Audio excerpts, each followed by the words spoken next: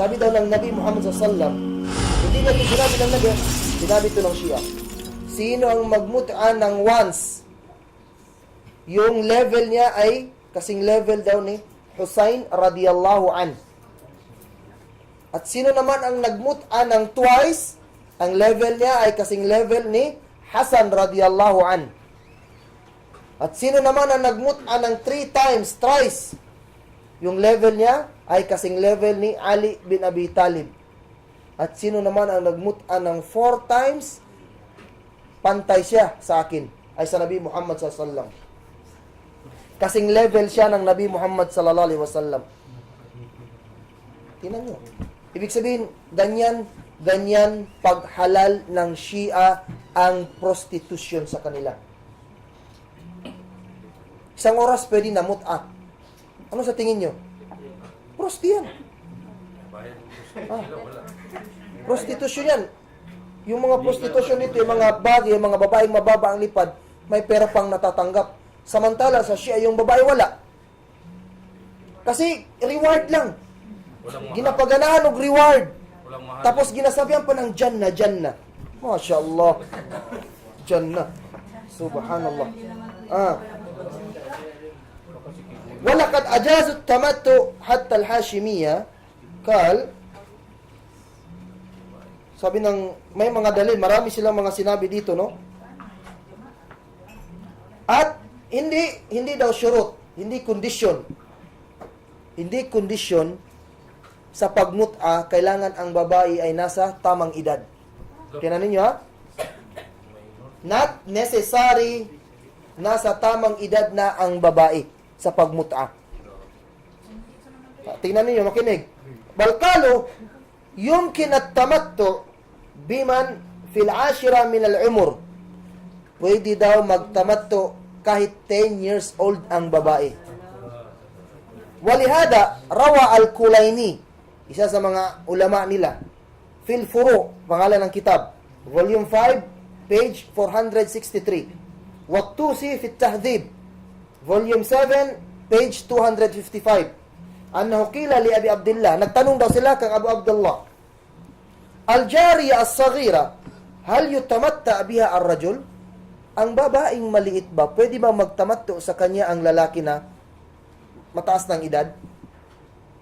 Qala, na'am, illa an takuna sabiya tukhda. Na'am, pwede. Pwedeng magtamattu ang lalaki sa batang babae. Illa, except yung bata na, yung tukhda, yung bata na medyo bata pa talaga siya. Mga 2 years old, 3, hindi pa yung pwede. Oh.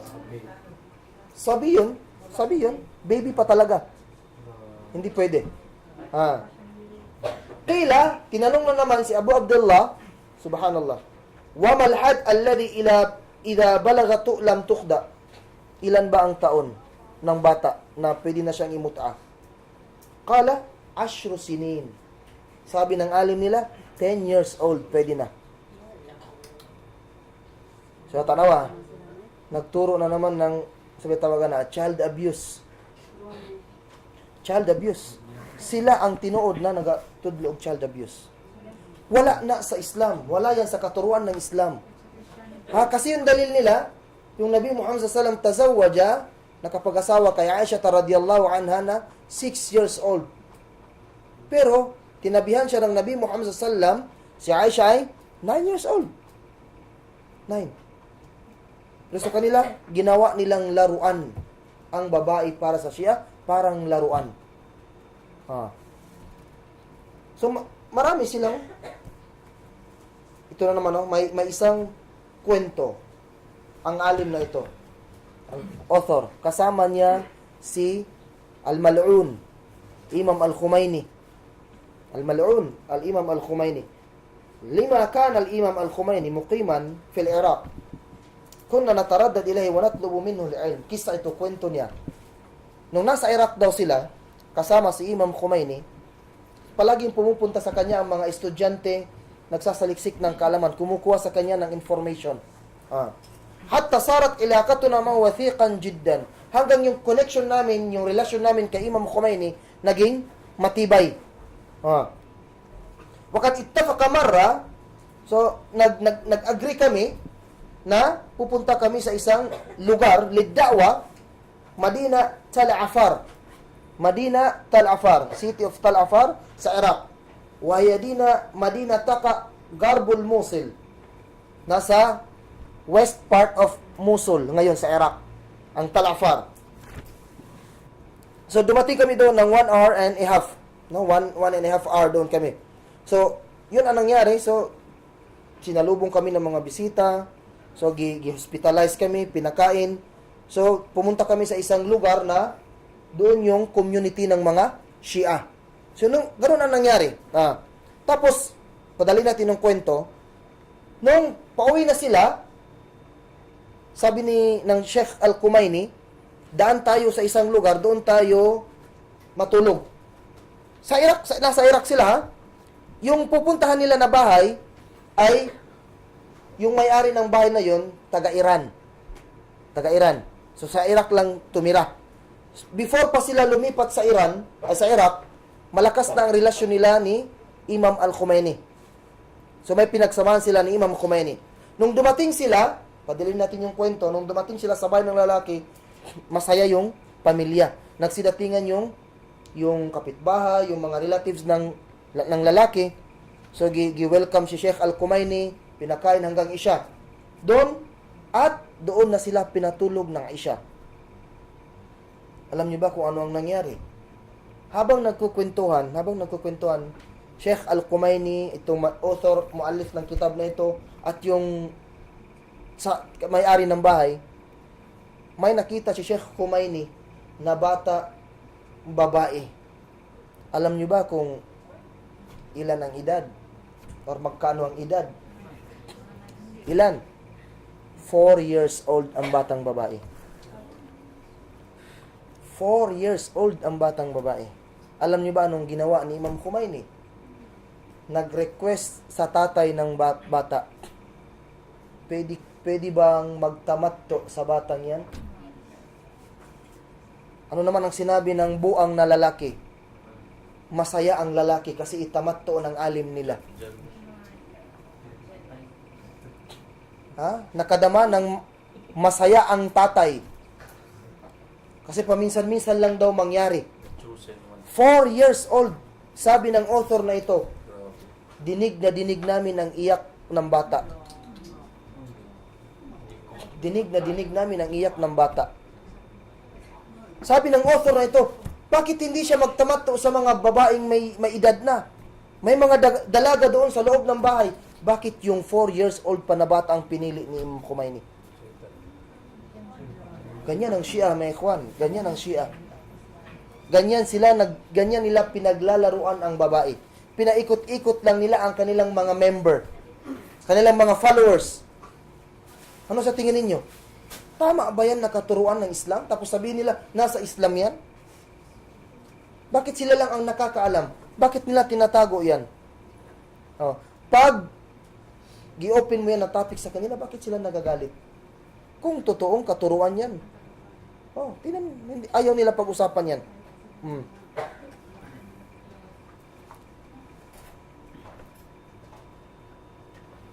Sabi niya, tinanong din si Sayyid Hussein patungkol sa mut'a sa batang babae. Kala Sayyid Hussein, ma taqulu fi tamattu' bit-tifla? Anong masasabi mo? Anong hukom mo? Magmut'a ka ng batang babae.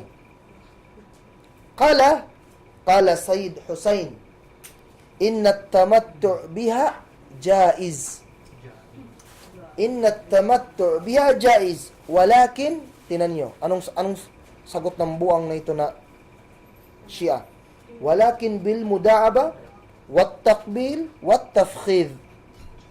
Rated SPG kayo. Jaiz daw. Pero anong gagawin mo? Muda'aba. Tari ko na muda'aba? Romance. Bitakbil. Halik lang. At tafkhid. Tari ko na tafkhid? yung ilagay lang ang private part ng lalaki sa pagitan ng dalawang hita lamang ng batang babae.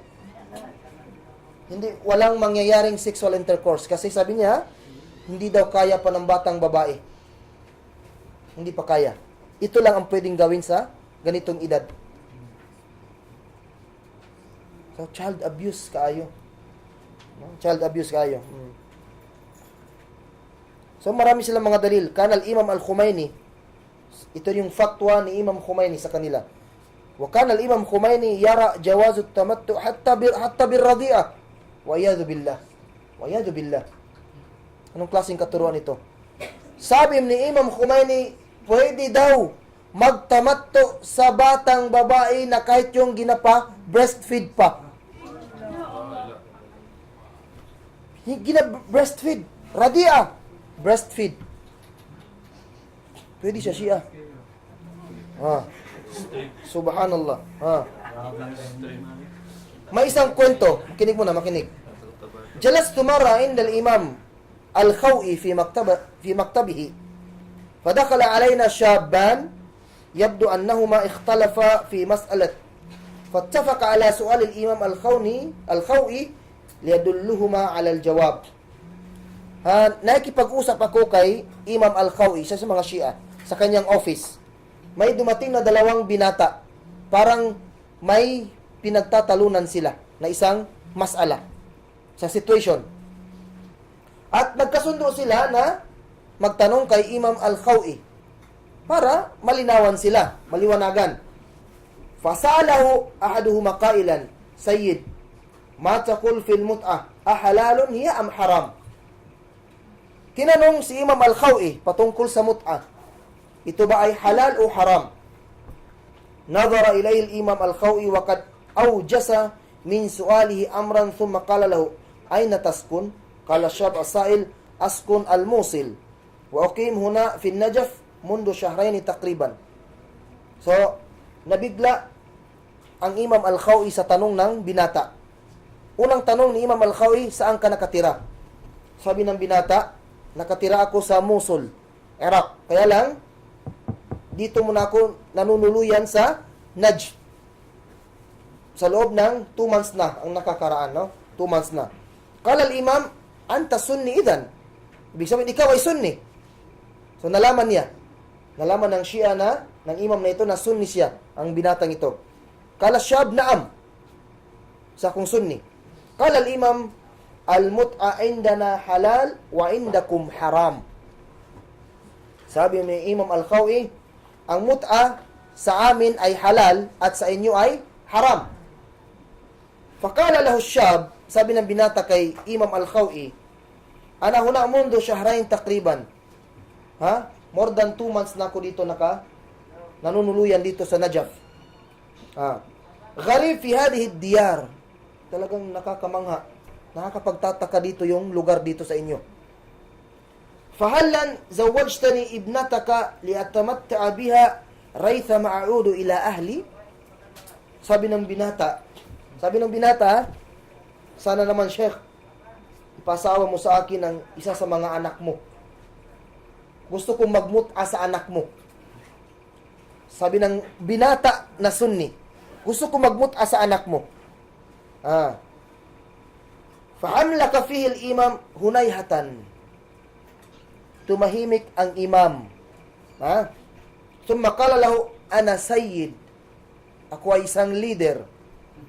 Hada haram ala sada. Haram sa mga leader na ipaasawa ang kanilang mga anak na babae for mut'a. Halalun inda awami Shia. Pero halal. Halal yan sa ibang mga member ng Shia lang. Exclusive lang.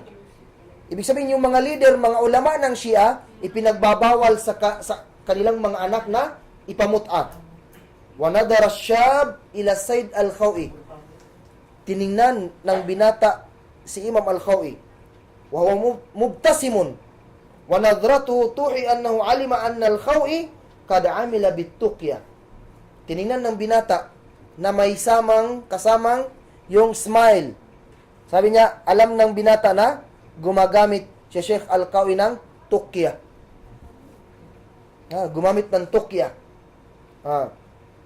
Summa qama fansarafa, tumayo ang dalawang binata at umalis. Fasta'dhantul imam. Itong author, nagpaalam ako kay imam. Fil khuruj. Falahittu asyabain. Hinabol ko yung dalawang binata. Fa'alimtu anna sa'il sunni wa sahibuhu shi'i. At nalaman ko na yung dalawang binata pala, yung isa sunni at yung isa ay shi'a. Ikhtalafa fil mut'a fattafaq ala su'al. So yun ang ginawa nila. Kaya lang falamma hadathu asyabain infajara asyab asyi'i.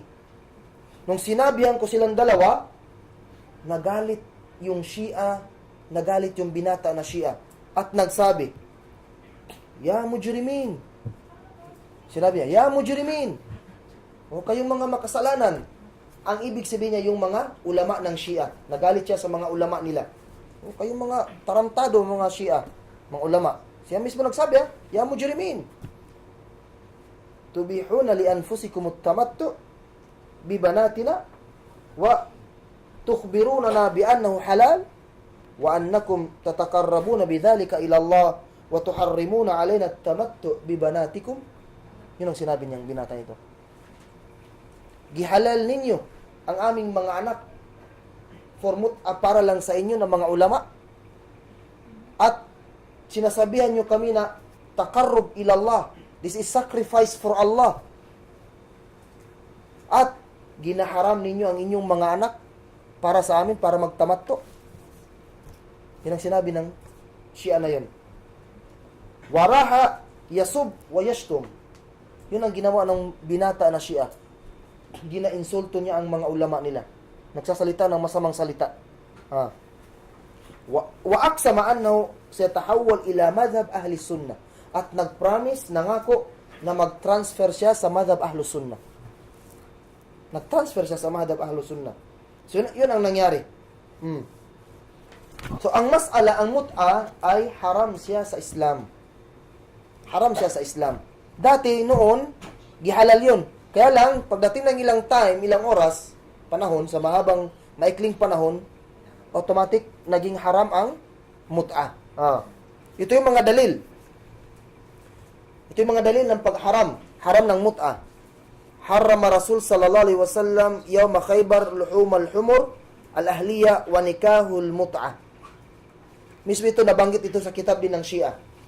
So, giharam ng Rasul sallallahu alaihi wasallam sa araw ng Khaybar ang karne ng luhumul ahliya, ay yung karne ng humur, yung donkey. Haram. Haram yung kainin ang karne ng donkey at ang mut'a. So, klaro ang dalil. Haram. Kana al-muslimun ala ahdi Rasul sallallahu alaihi wasallam, suila Abu Abdullah. Kana al-muslimun ala ahdi Rasul sallallahu alaihi wasallam yatazawwajuna bighairi bayyina? Qala, la. So, tinanong si Abu Abdullah, isa sa mga imam ng Shia, ang mga Muslim ba noon sa panahon ng Nabi Muhammad sallallahu nag-aasawa ba sila ng walang bayyina, walang witness, walang evidence? Sabi ng Nabi, sabi niya, la. Hindi nila ginagawa yan. Ibig sabihin, haram ang mut'a. Kasi ang mut'a, hindi masusunod ang conditions ng kasal. Hindi na kailangan magpaalam sa parents. Walang mahar. Walang witness. Wala. Ang importante, nagkasundo si lalaki, nagkasundo si babae, kahit puno lang ng mangga ang maging witness sa kanila, okay na yun. Yan ang mut'a sa Shia. Kahit 1 hour lang, okay na. After 1 hour, maghanap ka na naman ng ibang babae for mut'a. Yan ang mut'a sa Shia. Ganyan nila pinaglalaruan ng babae. Ganyan nila pinaglalaruan ng babae. So daghan kayo ang mga dalil dinhi. So yung iba dito, paulit-ulit lang yung dalil. Hanap tayo ng mga ibang dalil dito. So ang ginawa nila, kaya nila gihalal ang mut'a para, ano? Para siraan ang Ahlul Bait. Yan ang purpose bakit nila gihalal ang mut'a. Yan ang purpose bakit nila gihalal ang mut'a. Upang siraan ang Ahlul Bait. Lalong-lalo na ang Ali radiyallahu anhu. Alam natin yan nung una pa. Yun ang dahilan bakit sila nakipag-ugnayan kay Ali bin Abi Talib upang gumanti. So, mas worst yung pagganti nila. So, naghalal sila ng bagay na giharam naman ng Islam. At gi-address nila, gi-care of nila sa Ahlul Bait kang Ali bin Abi Talib. Yan ang nangyari. Wa innal mafasid al-mutarattaba 'ala al-mut'a kabira wa mutaaddida al-jawanib. Yung bad effect daw ng mut'a marami. Sa una-una, fahiya mukhalafatun lin-nusus asy-syar'iyyah li'annaha tahlilun lima harrama Allah. Ang una, mukhalif. Sinuway niya ang nusus sa Quran. Sinuway niya ang tamang katuruan ng Islam. Bakit? Dahil gihalal ang bagay na giharam ng Allah subhanahu wa ta'ala. Ang mut'a ay giharam ng Allah. Ang ginawa ng Shia, gihalal nila. Pangalawa, laqad tarattaba ala hadha al-ikhtilaf ar-riwayat al-kadhiba wa nisbatuha ila al-a'imma radiyallahu anhum ma'a ma fi tilka ar-riwayat min mata'in qasiyah la yardaha lahum man kana fi qalbi mithqala dharra min iman. So, ang nangyari daw, yung paggawa nila ng mga riwayat ng hadith ay mga puro kasinungalingan lamang ang mga hadith. Gumagawa sila ng hadith pagkatapos gi-address, gi-care of nila sa Ahlul Bait, sa Ali bin Abi Talib. So yan ang nangyari. Pangatlo, min mafasid, hatinan nyo, brothers and sisters, sa mga bad effect ng mut'a. Ibahatut tamattu' bil mar'a al-mahdha, al-muhsana. Pwede daw magtamatto sa babaeng may asawa na. Rugma annaha fi ismati rajulin duna ilmi zawjiha wa fi hadhihi al-hala la ya'man al-azwaj ala zawjatihim faqad tatazawwaj al-mar'a mut'atan duna ilmi zawjiha asy-syar'i wa duna ridahu. Wa hadhihi mafsada ma ba'daha mafsada. Sabi dito, isa sa mga bad effect ng mut'a. Pwedeng magmut'a ang babaeng may asawa nang hindi nalalaman ng kanyang asawa. Tinan nyo. Kahit, pwedeng magsekreto. Secret affair na, karelasyon. Yan ang katuruan ng Shia. Katuruan niya ng Shia. Kahit babaeng may asawa, pwede nilang linlangin. Di ba yan ang nangyayari ngayon? Yan ang nangyayari ngayon. Subhanallah. Pangapat na bad effect, kasiraan. Al-aba aidan la ya'manuna ala banatihim al-abkar id qad yatazawwajna mut'atan duna ilmi abaihinna wa qad yufaja al-ab anna ibnatahu al-bakir kad hamalat. Pangapat, kahit yung mga tatay daw ay hindi nila malalaman, hindi rin ligtas ang mga ama, tatay, sa mga anak nila na dalaga na maging biktima rin ng mut'a. At darating ang araw, masurprise ang tatay, bigla na lang darating ang anak nila na babae sa bahay, ama, I am pregnant. I am pregnant. Buntis ako. Buros ako, ama. Barakah. Sa Shia, considered sa kanila, yung babaeng mabuntis ng mut'a ay barakah. Full of blessings, barakah. Puno sa himaya. Yan ang katuruan ng Shia. Kaya nang sinasabi ko sa inyo, mga sisters, mag-isip-isip ng maigi. huwag magpalinlang sa mga jamingiro. Baka hindi nyo alam, baka mga Shia yun sila. Baka Shia yan sila. Ha? Huwag magpalinlang. Ingat masyado. Huwag sayangin ang inyong pagkababae. Dahil baka madani lang mo sa mga jaming-jaming liha. No. Tanawa, mawala.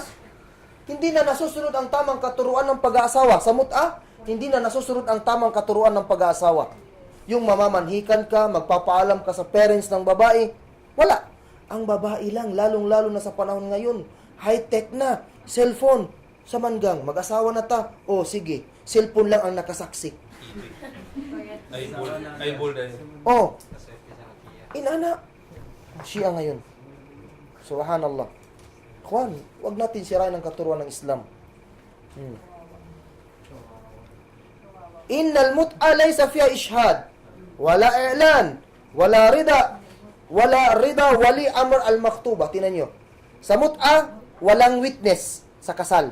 Sa Islam, yung minimum, 2 witness. Wala i'lan. Yung ginatawag natin na walimatul urs. Yung celebration. No? Wala nang ganyan. Wala rida amrul maktuba. Ibig sabihin, walang permission ng parents, guardian ng babae sa pagpapakasal. So wala. Sira lahat. Ibig sabihin, sa Shia, marami ang illegitimate child.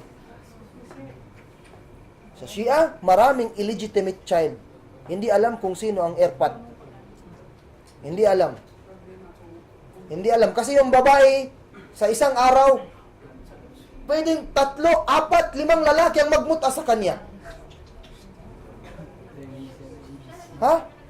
Sa Shia, laya man, hindi mo malalaman. Hindi. Kaya nga maraming illegitimate. Kasi hindi mo alam kung sino nakabuntis sa kanya. Multiple entry. Oh, maraming entry. Hindi lang 1 entry. 100 entry. Pwede isang babae. Pwede 4, 5, 6 na lalaki ang magmuta sa kanya. Oh. Innal mut'a daw, futihat majalu amam as-saqitin was-saqitat min asy-syabab wash-syabat. So ang nangyari daw, ang mut'a magiging ma-open daw ang opportunity sa mga binata at mga dalaga na mga sukarap, stukoy-stukay. No? Ma-open siya sa mga binata, sa mga dalaga na yung habol lang ay yung desire. Talagang ma-open siya. Ano sa isip ninyo? Di ba? Mag-isip siya, mag-Shia na lang siguro ako. Twice, thrice, pwede pala sa isang araw, 2 babae, 3 babae yung mamut ako. Ma-open yan. Subhanallah. Mao na ang bad effect sa Shia. Mao na ang bad effect sa Shia. So mo ni no, giharam na ni sa una sa Yawm al-Khaybar. Dili na to balikon ang mga dalil. So mo nilang term no, mo nilang term sa nabanggit ko kanina, yung term nila sa mut'a ay i'aratul farj. Yun ang term nila dito. I'aratul farj. I'ara means to borrow. Pahiram, manghiram. Hindi lang tamatto, hindi lang mut'a ang gihalal ng Shia. Kinig. Mas worse pa. May mas malala pa sa mut'a. Gihalal ng Shia, bal abahu al-liwata bin nisa. Gihalal ng Shia ang gamitin ang babae backdoor. Yung tinawag nila na anal sex. Anal sex. Halal siya Shia. Wan Nabi sallallahu alaihi wasallam, makinig. La'ana Allah man ata imra'atahu haid aw fi duburiha. Sinumpa ng Allah subhanahu wa ta'ala ang lalaki. Sino man na lalaki ang makipagsiping sa asawa niya, yung asawa niya ay nasa haid o kaya anal sex. Mal'un, gisumpa ng Allah subhanahu wa ta'ala. Wa amma inda Shia, halal. Gihalal ng Shia. Makinig kayo sa sinabi nila.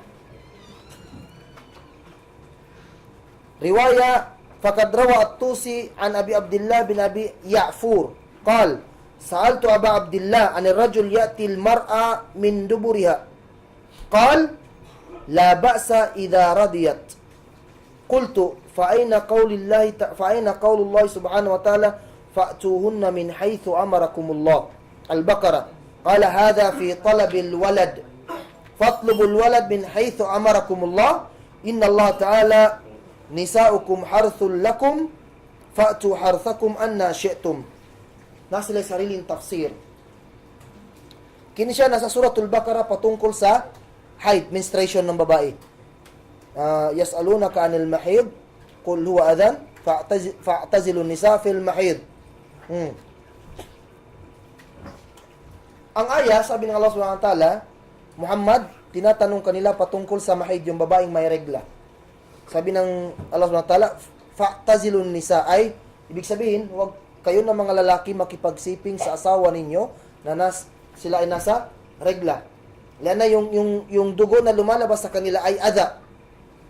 Ay, may ano yun, maraming bakterya, so talagang mapapahamak kayo. Hindi lang ikaw, kundi pati yung babae.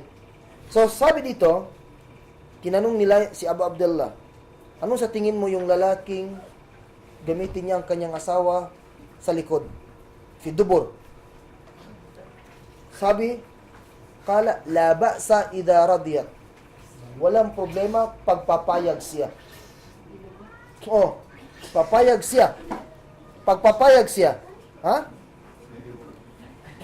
Fa'ayna, nagtanong yung, sabi nung nagtanong, anong masasabi mo sa sinabi ng Allah subhanahu wa ta'ala, fa'tuhunna min haythu amarakumullah. Lapitan ninyo sila, puntahan ninyo sila, kayong mga lalaki. Min haythu amarakumullah. Ay, sa bagay na doon kayo initusan ng Allah. Ang tafsir ng ayan na ito, sipingan ninyo ang asawa ninyo sa tamang pintuan na inutos sa inyo ng Allah. Anong tafsir ng ulama nila? Kala hadha fi talabil walad. Pag gusto niyo magkaanak, doon mo siya puntahan sa pintuan na yan. Fatlubul walad min haythu amarakumullah. Yan ang tafsir ng Shia. Pag gusto niyo magkaanak, doon na pintuan. Pag ayaw niyo ng anak, doon kayo sa exit dumaan.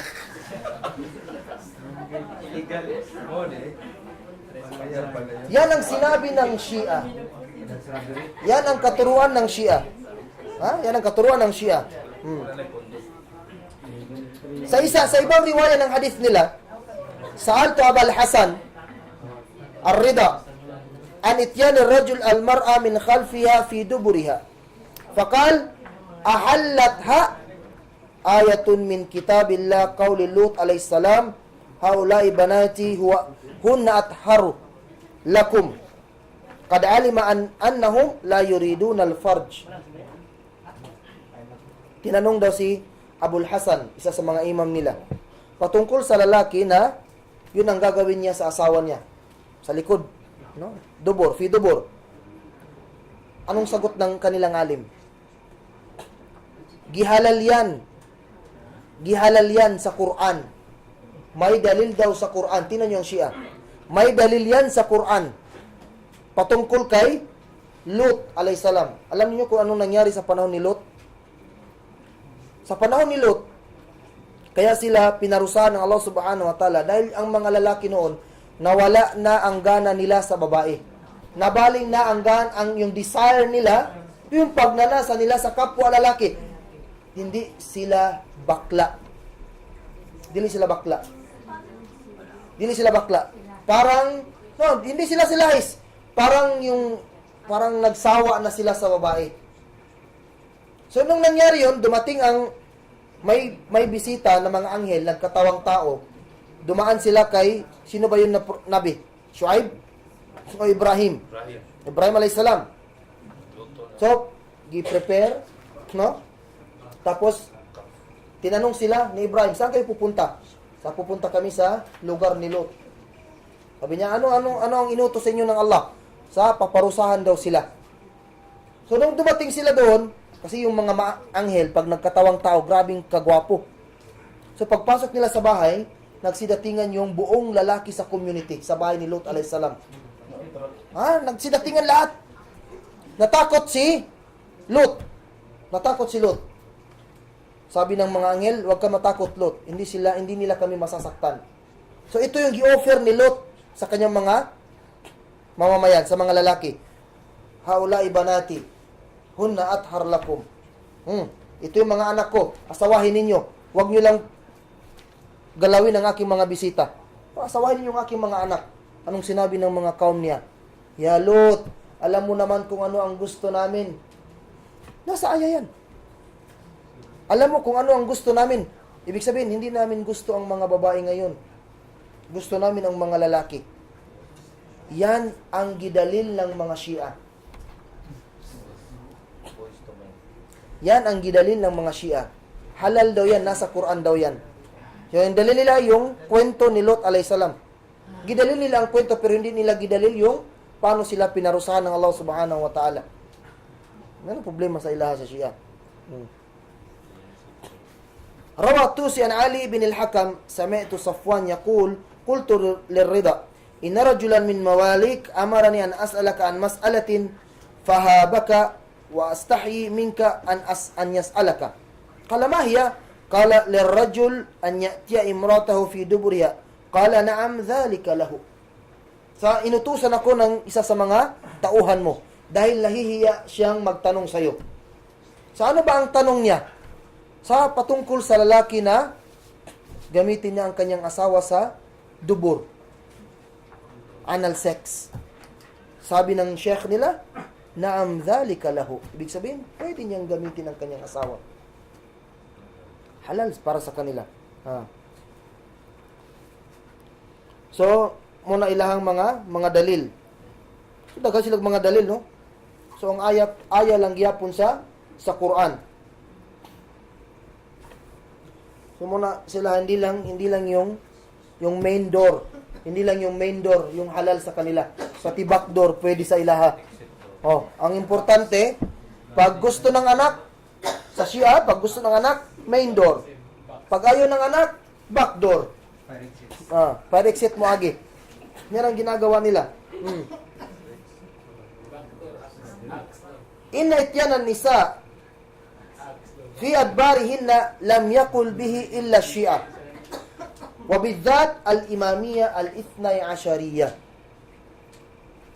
Sa Islam, mal'un, gi-curse, gisumpa ng Allah subhanahu wa ta'ala. At walang ibang sekta na naghalal ng anal sex maliban ang Shia. Sufiyah, hindi. Ang Asyairah, hindi. Ang Mu'tazilah, hindi. Maliban sa Shia lamang ang naghalal ng al-liwata bin nisa, anal sex. At khasa, exclusive. Kasi ang Shia, sinabi ko sa inyo, nahati rin ang Shia sa more than 50 plus, 70 plus. Bidat, isa sa mga sekta ng Shia naghalal, ang Al-Imamiyya, the 12 Imams. Al-Imamism, sila ang naghalal ng liwata bin nisa. Yan ang pinaka-worst na sekta ng Shia, Al-Imamiyya. Yan ang pinaka-worst. Murag na kwento na ko sa inyo sa una, pero i-review na to. Wajaat imra'atun tastafsir minni an hadithatin hasalat ma'aha. May isang babae daw na lumapit sa author ng kitab nito, humihingi ng opinion dahil sa nangyari sa kanya. Bisag kita, tabangan na hukom ang babae na ito. Id akhbaratni anna ahad as-sada wa Sayyid Hasan Hussein as-Sadr kana kad tamatta biha qabla akthar min 20 sana فحملت منه. Isa daw sa mga head, leader ng mga Shia, ang pangalan ay si Hussein Sadr. No? Nagmut'a sa kanya 20 years ago na ang nakalipas. At nabuntis siya. Nabuntis siya. So nagkaroon sila ng anak. Babae ang anak. Falamma ashba'a ragbatahu minha faraqaha. Nung tapos na, hindi na nakontento na ang lalaki na ito sa kanya, hiniwalayan siya. Hiniwalayan, no? Wabada mudda ruziqat bibintin. Ruziqtu bibintin. After a few days, or few months, years, no, nagkaroon kami, biniyayaan kami ng anak na babae.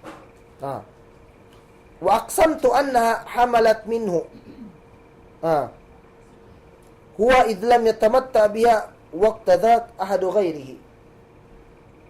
Ibig sabihin, sure siya sa kanyang sarili na siya talaga ang tatay ng anak na ito. Kasi walang ibang lalaki na nakapagmuta sa kanya. Maliban lang ito lang lalaki, si Hussein as-Sadr. Badaan kaburatil bint, nung naging nagdalaga na ang kanyang anak na babae, sarat syaba jamila, sabi niya. So, dalagang-dalaga at maganda ang aking anak. Mutaahila lizawaj, qualified na para mag-asawa. Yung anak niya, yung dalaga niya na babae. Iktashafatil amna ibnataha hubla. Nalaman ng kanyang nanay na ang kanyang anak na babae na dalaga ay buntis. Buntis. Falamma sa'altu an sababi hamliha, tinanong ko siya bakit, ano ang dahilan ng kanyang pagkabuntis. Akhbaratha al-bint anna Sayyid al-madhkur istamta'a biha fahamalat minhu. Tinanong niya at sinabi niya at binanggit niya ang pangalan ng lalaki na nagmuta sa kanya. Binanggit niya ang pangalan ng lalaki na nagmuta sa kanya at siya yung tatay ng binubuntis niya. Fadahashatil muntik nang mabuang ang nanay. Wafakadat sawabaha. Parang nawala siya sa kanyang katinuan. Nung nalaman niya na ang tatay ng binubuntis na ay yun pa rin ang lalaking nakabuntis sa kanya. Tatay ng babae. Tatay ng babae. Id akhbarat ibnataha an hada sayd wa abuha wa akhbaratha al-qissa. Sinabihan ng nanay na ang tatay niya ay ang lalaking nakabuntis sa'yo. فكيف يتمتع بالأم واليوم يأتي ليتمتع بابنتها التي هي ابنة هو. Sabi ng Sheikh, nagmut-a siya sa nanay, tapos dumating ang panahon, nagmut-a na naman siya sa sarili niyang anak. ثم جاءتني مستفسرة عن موقف السيد المذكور منها ومن ابنتها التي ولدتها منه. إن الحوادث من هذا النوع كثيرة جدا. Ganitong klaseng aksidente daw pangyayari sa Shia. Marami, hindi lang isang beses nangyari yan. Marami. Yung nagmuta sa nanay, yun pa rin nagmuta sa anak niya. Anak niya rin. Sarili niyang dugo. Sarili niyang laman, gimutan niya. Yan ang katuruan ng Shia.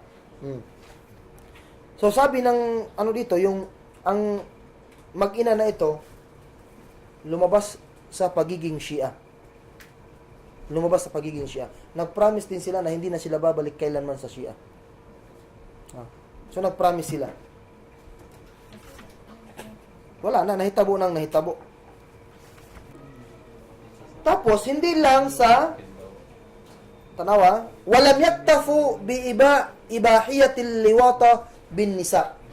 Hindi lang hanggang doon yung pagmubah, paghalal nila ng anal sex. Hindi lang sa babae. Bal abaha kathirun minhum hatta liwata bidhukur wa bidhat al-mardan. Subhanallah. Ganito ka-worse ang Shia. Hanggang sa pwede nila ang makipagtalik sa kapwa lalaki.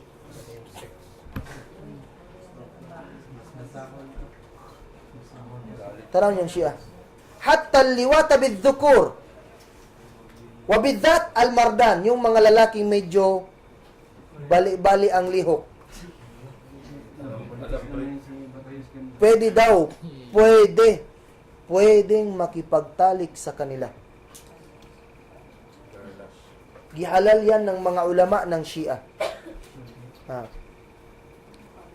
Sabi dito, kana ahadul ayyam fil hawza فوردت الأخبار بأن سماحة السيد عبد الحسين شرف الدين الموسوي قد وصل البغداد وسيصل إلى الحوزة ليتلقى بسماحة الإمام الكاشف الغطاء وكان السيد شرف الدين قد سطع نجمه عند عوام الشيعة وخواصهم خاصة بعد أن صدر بعض المؤلفات كالمراجعات والنص الاجتهاد. So ito nang nangyari.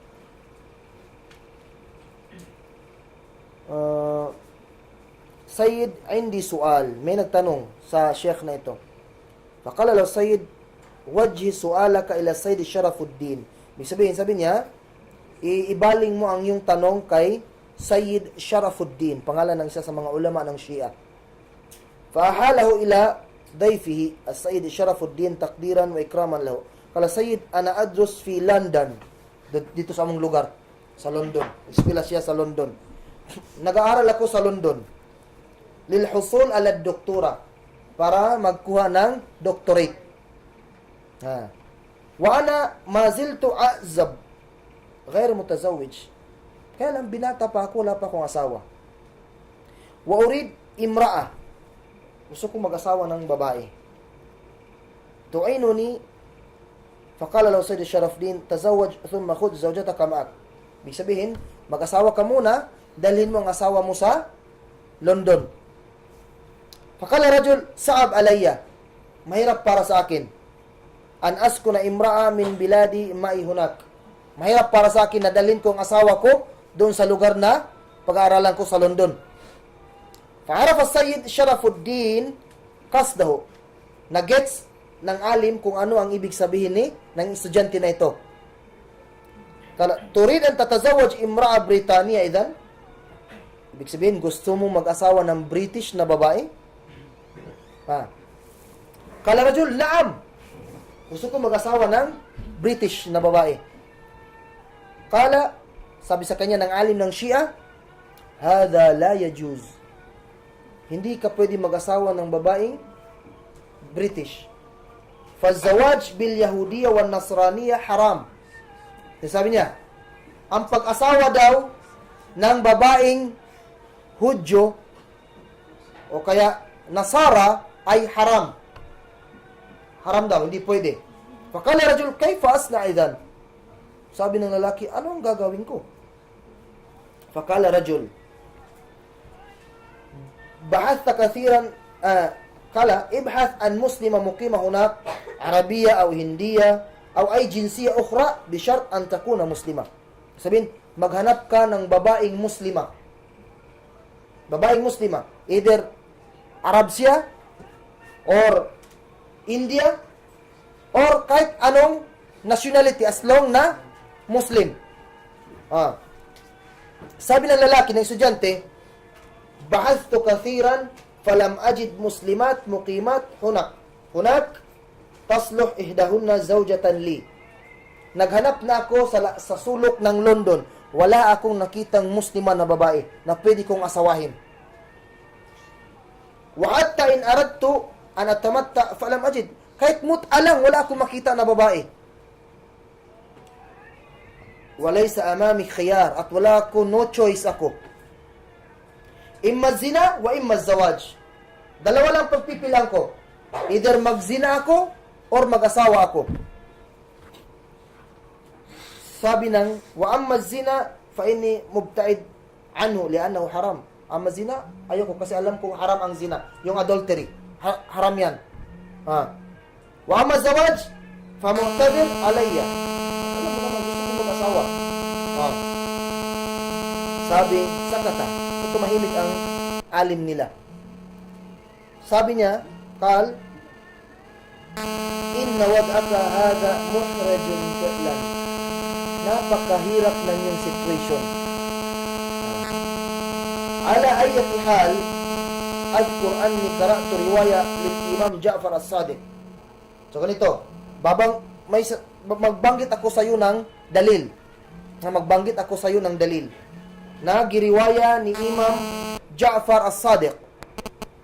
إذ جاءه رجل يسافر كثيرا ويتعذر عليه استصحاب امرأته أو التمتع في البلد الذي يسافر إليه بحيث أنه يعاني مثلما تعاني أنت. Sabi niya, may dumating daw na lalaki kay Imam Ja'far, nagtanong sa kanyang situation, palagi daw nagabiyahe. Tapos nahirapan siyang dalhin ang kanyang asawa. So, ang nangyari sa lalaki, ganun din sa situation mo. So, no choice din siya. Faqala lahu Abu Abdullah, إذ طال بك السفر فعليك بنكح الذكر. Sabi ng dalil nila, إذا طال بك السفر فعليك بنكح الذكر. هذا جواب سؤالك.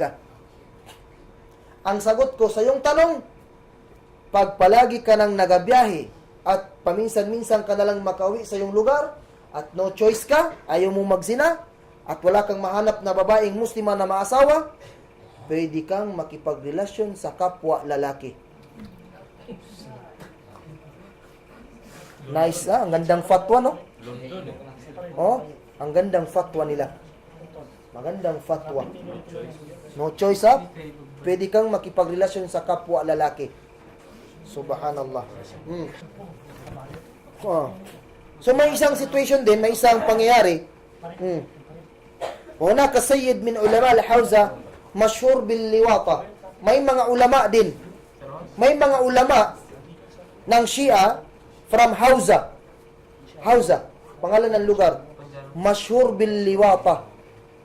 Talagang sikat na siya, kilala na siya na gumagawa ng liwata.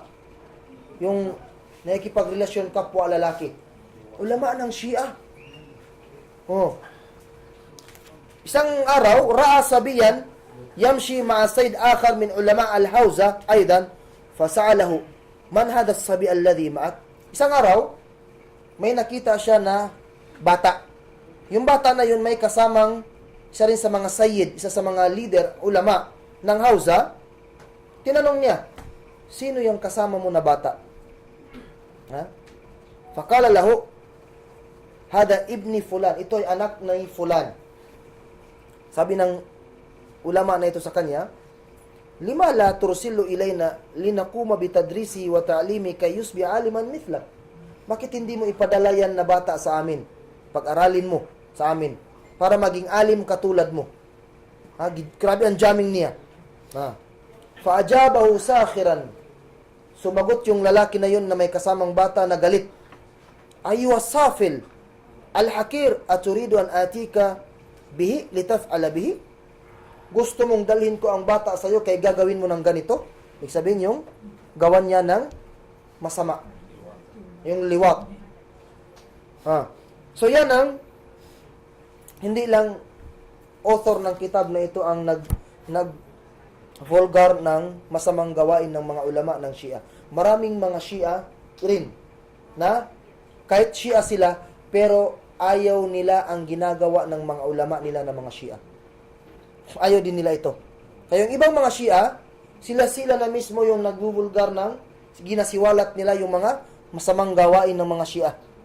Sila mismo. Para ipaalam din sa mga member nila na ganito pala ang ginagawa ng mga leader, mga nakakatanda ng mga Shia sa ating mga member lang, yung walang posisyon. Kumbaga sa kuan, ginapahimuslan nila. Ginagrab bilang opportunity. Dahil member lang kayo, wala kayong magagawa. Dahil wala kayong posisyon, wala kayong magawa. Lalong-lalo na ang mut'a. Lalong-lalo na ang mut'a. Wala kang magagawa, brother. Pag dumating ang ulama ng Shia, nagsabi sa iyo ng gusto kong imut'a ang iyong asawa, wala kang magagawa. Wala kang magagawa pag dumating gusto kong imut'a ang iyong kapatid na babae. Gusto kong imut'a ang iyong nanay, wala kang magagawa. Kasi yan ang katuruan ng Shia. Pangit. Di ba? Pangit masyado, brothers and sisters. Pangit kaayo. Nasa imuhang bahay, nakikita mo ang ginagawa ng ulama ng Shia. Pangit kaayo. Fawahish jiddan. Napakalaking kahilayan, karumal-dumal na gawain ng Shia. Mut'a. Mut'a. So inani ang pananaw, ganito ang pananaw ng Shia sa mga babae, parang laruan. Kung kailan magbuhos ng kanilang nasa, pagnanasa desire, anytime. Anytime, pwede nilang ibuhos ang kanilang pagnanasa anytime. 1 hour, 2 hours, tapos na. 1 week, 3 days, 1 week, 1 month, okay na. Maghanap na naman ng ibang babae for mut'a. Yan ang ginagawa ng Shia.